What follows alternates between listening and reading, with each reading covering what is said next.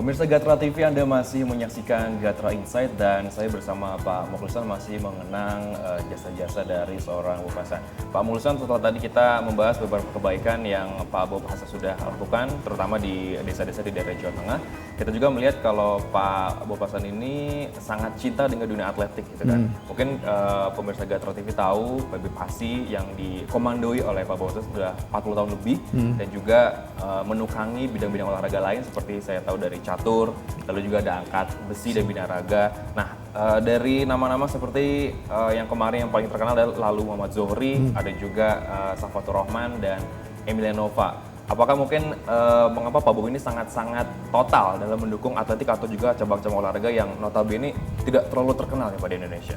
Ya, sebenarnya kalau kita lihat sih Pak Hasan ini tahu bahwa potensi orang Indonesia ya di bidang ini atletik gitu ya. Banyak orang potensi-potensi besar yang sebenarnya bisa digali. Misalnya sekarang mungkin Zohri gitu ya. Beliau itu anak desa di kampung di NTB sana gitu kan. Tapi beliau bisa tahu banyak potensi di sana bisa dikembangkan. Orang Indonesia sebenarnya bisa jadi pelari baik kalau misalnya dipoles dengan baik. Latihannya baik, disiplin. Nah, ini yang selalu ditekankan oleh Pak Bob kepada atlet-atlet kita. Jadi tidak bisa seorang atlet itu jadi juara hanya dalam beberapa waktu. Bagaimana pembibitan, bagaimana mempertahankan kinerja seorang olahragawan itu agar tetap berprestasi gitu.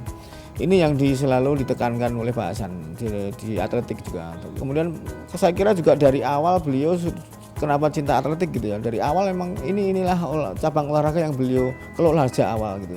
Sebelum beliau mengelola binaraga, catur atau beberapa olahraga yang lain, senam misalnya juga, itu beliau memang dari awal sudah berkecimpung di atletik.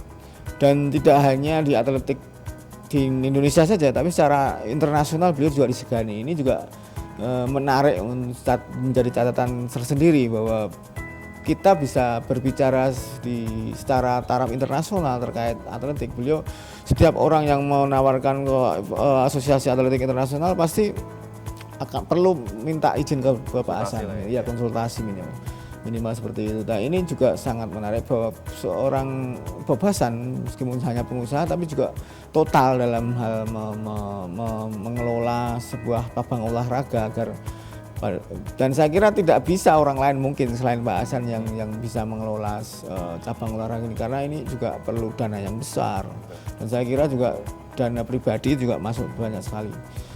Dan ini juga perlu jadi catatan kalau misalnya pemerintah perlu melanjutkan apa tidak ini pengelolaan atletik ini, apakah perlu, karena dana yang diperlukan akan sangat besar, sementara potensi yang ada juga sangat besar juga karena banyak atlet kita yang potensinya untuk misalnya untuk meraih medali. Jadi secara internasional mereka bisa berprestasi. Ya, karena memang semua rata-rata pengeluaran yang dikeluarkan oleh Pak Bob sendiri untuk PB Pasi sangat-sangat total sekali. Ya, nah, kira-kira ini apakah ada hubungannya dengan, saya yang baca di Gatra Majalah juga, apakah ada hubungan dengan dulu masa kecil Pak Bob yang sering sakit-sakitan di daerah Jawa Tengah? Apakah dia ingin mempunyai investasi tubuh yang bagus di kedepannya?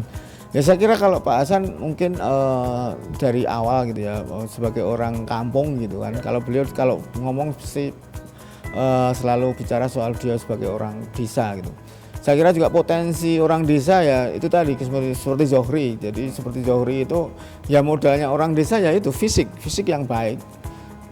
Tapi karena kurang gizi gitu ya perlu disuntik dengan gizi yang baik, makanan yang baik, tidur teratur seperti itu.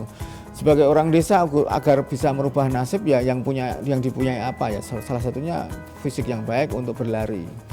Nah, ini juga salah satu yang saya kira mungkin Pak Hasan ketika mungkin sakit-sakitan itu ya cerita salah satunya. Tapi intinya bagaimana beliau melihat bahwa masyarakat desa itu harus dibantu dan beliau tidak ingin melupakan masyarakat desa gitu. Itu juga salah satu spiritnya yang harus kita lanjutkan gitu. Baik, pemirsa Gatra TV, nanti akan kita sambung lagi mengenai cerita Pak Bob Hasan memulai sebuah bisnis pertamanya di bidang perkayuan. Tadi sudah disinggung oleh Pak Mukhlisan di awal-awal. Tapi setelah jeda pariwara berikut ini tetap di Gatra Insight.